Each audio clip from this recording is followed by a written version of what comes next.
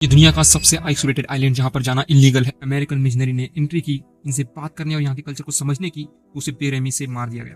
ये वो ट्राइब है जिसको इंसान आज तक समझ नहीं पाया। इनका रिलीजन, इनकी लैंग्वेज, इनका कल्चर कुछ भी हमें नहीं पता है।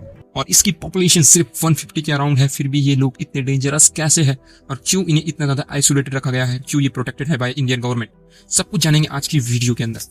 क्या हो अगर मैं आपको बताऊं कि दुनिया की एक ऐसी जगह जो आज भी हमसे हजारों साल पीछे रह रही है, एक ऐसी सिविलाइजेशन जो मॉडर्न दुनिया को बिल्कुल रिजेक्ट करती है। यहाँ पर किसी भी तरह का इंटरनेट नहीं है, कोई रिलीजन हमें पता नहीं है, गवर्नमेंट भी नहीं है, सिर्फ जंगल, समुद्र और कुछ लोग जो हमें देखना भी नहीं चाहते। इस जगह को कहते हैं नॉर्थ सेंट्रल आइलैंड। ये इंडिया का ही पार्ट है, पर इंडियन टेरिटरी के अंदर आते हैं 1382 आइलैंड्स। इसका मॉडर्न वर्ल्ड से कोई कॉन्टेक्ट नहीं है और ये इनकी चॉइस है, मजबूरी नहीं है। इंटरलाइज लोग हजारों सालों से इसी आइलैंड पर रह रहे हैं, से आज तक कोई समझ नहीं पाया। पॉपुलेशन एस्टिमेटेड की जाती है कि 150 के आसपास सिर्फ लोग यहाँ पर रहते हैं, यानी कि आपके मोहल्ले में से ज्यादा बच्चे होंगे। ये फिगर भी कंफर्म नहीं किया जा सकता, हमें इसके बारे में ज्यादा कुछ नहीं पता। कोई भी इंसान आज तक वहाँ पर फुल रिसर्च के लिए नहीं गया, और अगर कोई गया है तो वो वापस नहीं आया। वो एक अलग स्टोरी है, हम आगे वीडियो के अंदर जरूर बात करेंगे। मतलब पूरी दुनिया के बीच एक छोटा सा ह्यूमन यूनिवर्स से हम कह सकते हैं। बट सवाल ये उठता है कि ये लोग इतना आइसोलेटेड क्यों रहते हैं, इन्हें आउटसाइडर से क्यों तकलीफ है, इस आइलैंड के आसपास कोई गया क्यों नहीं, और ये जाने के बाद कोई रिस्पॉन्स क्यों नहीं देते। हेलीकॉप्टर्स, बोट्स, फिशरमैन सभी ने ट्राई किया पर सभी को भगा दिया गया। इसलिए इन लोगों को कहते हैं कि ये जानवर जैसा बिहेवियर करते हैं और ये बहुत ही डेंजर है, वायलेंट है। पर सच तो ये है कि ये अपना सेल्फ डिफेंस कर रहे हैं, वायलेंस नहीं कर रहे हैं। और हिस्ट्री अगर हम लोग देखें तो ये सबसे आइसोलेटेड ट्राइब्स में से एक है। फोर्सफुली कांटेक्ट आप इनको नहीं कर सकते, उनका कल्चर खत्म हो जाएगा। उन लोगों का एक क्लियर डिसीजन है, उन्हें बाहर की दुनिया से कोई भी कॉन्टैक्ट नहीं रखना। अब एक पॉपुलर इंसिडेंट 2018 में हुआ था जिसने पूरी दुनिया का अटेंशन खींच लिया। नॉर्थ सेटलैंड आइलैंड पर एक American missionary mister John Allen cow island पर इलीगली गए।